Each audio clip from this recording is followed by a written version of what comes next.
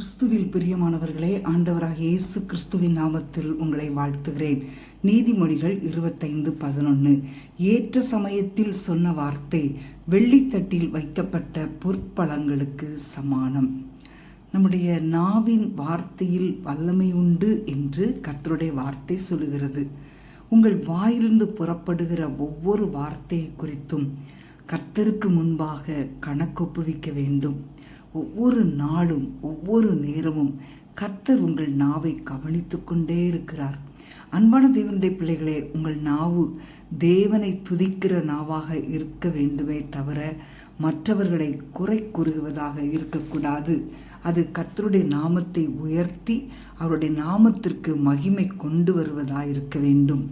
இன்றைக்கு உங்கள் வாயிலிருந்து புறப்படுகிற ஒவ்வொரு வார்த்தையும் தேவனை மகிமைப்படுத்துவதாக இருக்கும்படி உங்கள் நாவை ஒப்புக்கொடுங்கள்.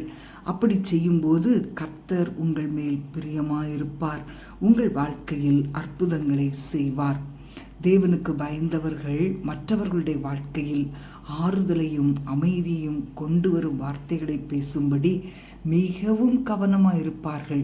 அவர்கள் வாயிலிருந்து ஏற்ற வார்த்தைகள் எல்லா வேளைகளிலும் வெளிப்படும். உங்களை தேவனுக்கு ஒப்புக் கொடுக்கும் போது ஏற்ற வார்த்தைகளை பேசும்படி பரிசுத்த ஆவியானவர் உங்களை அபிஷேகிப்பார். பிரியமானவர்களே, அவருடைய ஞானம் உங்களில் செயல்படும் போது நீங்கள் எப்படி எப்பொழுது என்ன வார்த்தைகளை பேச வேண்டும் என்பதை கர்த்தர் உங்களுக்கு கற்றுக் கொடுப்பார். இன்றைக்கே உங்கள் நாவை தவறாக பயன்படுத்துவதில்லை என்று தேவனுக்கு முன்பாக தீர்மானியுங்கள். தேவ பிள்ளைகளாகிய நீங்கள் இன்றைக்கு உங்கள் நாவை அவருடைய கைகளில் ஒப்புக் கொடுப்பீர்களா? தேவன் உங்களை தம்முடைய வார்த்தையினால் நிரப்பும்படி கேட்பீர்களா?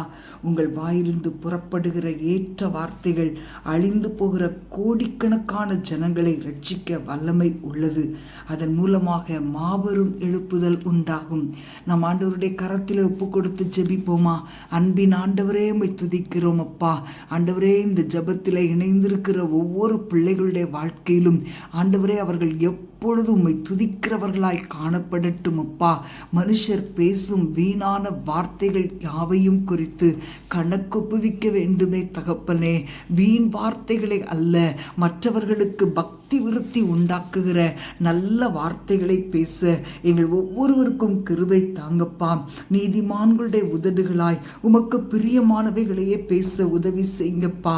மற்றவர்களுக்கு ஆறுதல் கொடுக்கிற வார்த்தைகளை பேச எங்களுக்கு கிருபை தருவீராக. உம்மை துதிக்கிற துதி எப்பொழுதும் எங்கள் வாயில் இருக்கட்டும் அப்பா. துதிக்கும் போதே ஆண்டவரே அப்பா உமக்கு ஸ்தோத்திரம். சத்துருவின் கிரியைகள் ஆண்டவரே அழிக்கப்படுவதாக. எங்கள் குடும்பங்களில் காணப்படுகிற கட்டுகள் உடைக்கப்படுமே தகப்பனே. எல்லா நுகங்கள் முறிக்கப்படும், எல்லா கண்ணிகள் தெறிக்கப்படும், விடுதலை உண்டாகும் இயேசுவின் நாமத்தினாலே. இதுவரைக்கும் இல்லாத அளவுக்கு எங்களுடைய வாழ்க்கையில எங்களுடைய நாவை நீர் கர்த்தரெடுத்து பயன்படுத்துவீராக. உம்முடைய கரத்தில் ஒப்பு கொடுக்கிறேன் இயேசுவின் நாமத்தில் பிதாவே. ஆமேன், ஆமேன்.